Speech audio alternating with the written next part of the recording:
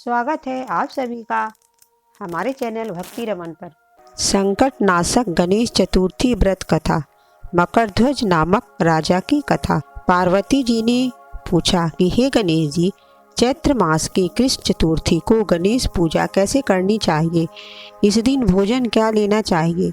इस दिन मास के देवता का क्या नाम है और उनका पूजन विधान क्या है, वह आप मुझे बताइए।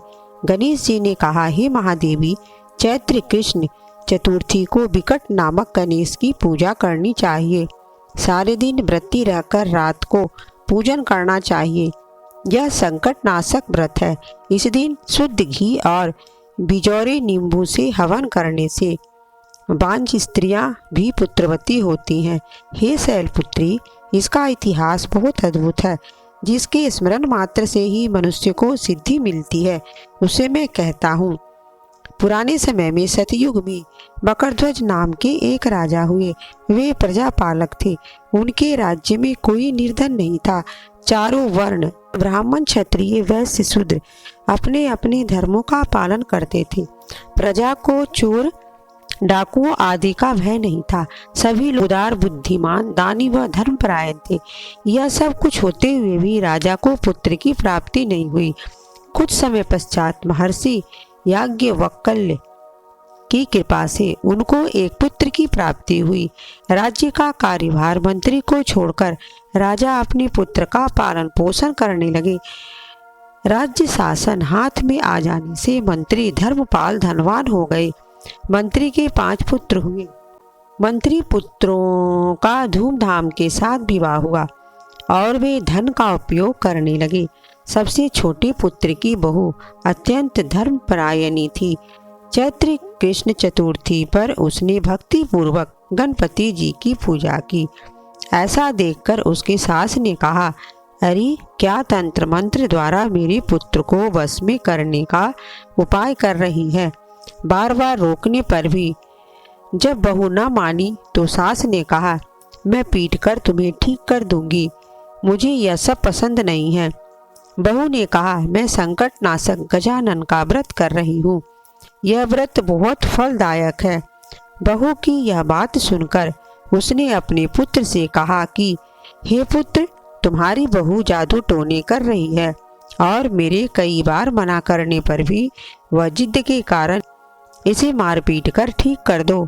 मैं गणेश को नहीं जानती ये कौन है, जब राजघराने के लोग हैं और हमारी किस विपत्ति को यह नष्ट करेंगे। माता के कहने पर पुत्र ने बहू को मारा पीटा। मार पीट सहकर भी बहू ने व्रत किया। पूजा के बाद उसने गणेश जी से प्रार्थना की कि हे गणपति, हे विघ्न विनायक, मेरे सास ससुर को कोई ऐसा कष्ट दिए जिससे उनके मन में आपके प्रति आस्था जागृत हो। भगवान विश्वात्मा गणपति जी ने उसी समय राजकुमार का अपहरण कर मंत्री धर्मपाल के महल में छिपा कर रख दिया। उसके वस्त्राभूषण उतारकर राजमहल में फेंक दिए और स्वयं अदृश्य हो गए।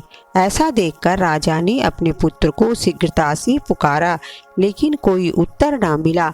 मंत्री के महल में जाकर उन्होंने पूछा, राजकुमार कहाँ चला गया? किसने यह बुरा कार्य किया है? हाय, राजकुमार कहाँ गया? मंत्री ने कहा, हे राजन, राजकुमार कहाँ चला गया इसका मुझे पता नहीं। मैं अभी अभी स्थानों में खोज कर आता हूँ। इसके बाद राजा ने अपने नौकरों, अंगरक्षकों और मंत्रियों आदि को अपने पुत्र का शीघ्र पता लगाने के लिए कहा। राजा का आदेश पाकर वे लोग सभी स्थानों में खोज करने लगे। जब कहीं भी पता न लगा तब उन्होंने राजा से डरते हुए कहा, महाराज, अपहरणकारियों का कहीं पता नहीं लगा। राजकुमार को आते जाते किसी ने नहीं देखा।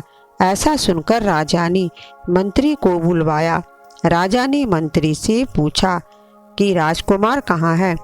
मुझे सच सच बता दो, वरना मैं तुम्हारा वध कर डालूंगा और तुम्हारे कुल को नष्ट कर दूंगा। राजा द्वारा डांट फटार पड़ने पर मंत्री हैरान हो गए। मंत्री ने कहा, हे राजा, मैं पता लगाता हूँ कि किसने यह बुरा कार्य किया है। धर्मपाल ने महल में आकर अपनी पत्नी और पुत्रों तथा सभी बहुओं से पूछा कि यह कर्म किसने किया है। यदि राजकुमार का पता नहीं लगा तो राजा मेरे वंश का नाश कर देंगे। ससुर की बात सुनकर छोटी बहू ने कहा कि हे दादाजी, आप इतनी चिंता क्यों कर रहे हो? आप पर गणेश जी का कोप हुआ है, अतः आप गणपति जी की पूजा कीजिए। राजा से लेकर नगर के समस्त व्यक्ति संकट नाशक चतुर्थी का व्रत करें तो गणेश जी की कृपा से राजकुमार मिल जाएंगे। मेरा वचन कभी झूठा नहीं होगा। छोटी बहू की बात सुनकर ससुर ने हाथ जोड़कर कहा कि हे बहू, तुम धन्य हो, तुम मेरा तथा मेरे कुल का उद्धार कर दोगी। तब राजा सहित सब प्रजाजनों ने गणेश जी की प्रसन्नता के लिए संकट नाशक गणेश चतुर्थी का व्रत करना प्रारंभ किया। इस व्रत से गणेश जी प्रसन्न हो गए। सब लोगों के समक्ष शीघ्र ही उन्होंने राजकुमार को प्रकट कर दिया। ऐसा देखकर नगरवासी आश्चर्यचकित हो गए। राजा के हर्ष की तो सीमा न रही। सब लोग बहुत प्रसन्न हुए। राजा ने कहा, हे विघ्न विनायक, आपको धन्य है और मंत्री की कल्याणी बहू को भी धन्य है, जिसकी कृपा से मेरा पुत्र मुझे मिल गया। अतः समस्त जन इस संतान नादायक व्रत को सदैव विधिव्रत करते रहें। श्री कृष्ण जी ने कहा कि हे राजा युधिष्ठिर, तीनों लोकों में इससे बड़ा कोई दूसरा व्रत नहीं है। आप भी अपने क्लेशों के निवारण हेतु इस व्रत को अवश्य कीजिए। श्री कृष्ण जी के मुख से इस कथा को विस्तार पूर्वक सुनकर युधिष्ठिर ने पूर्ण भक्ति भाव सहित चैत्र कृष्ण चतुर्थी का उपवास किया और विघ्न विनायक की कृपा से अपने खोए हुए राज्य को फिर से प्राप्त कर लिया। बोलो गणपति महाराज की जय।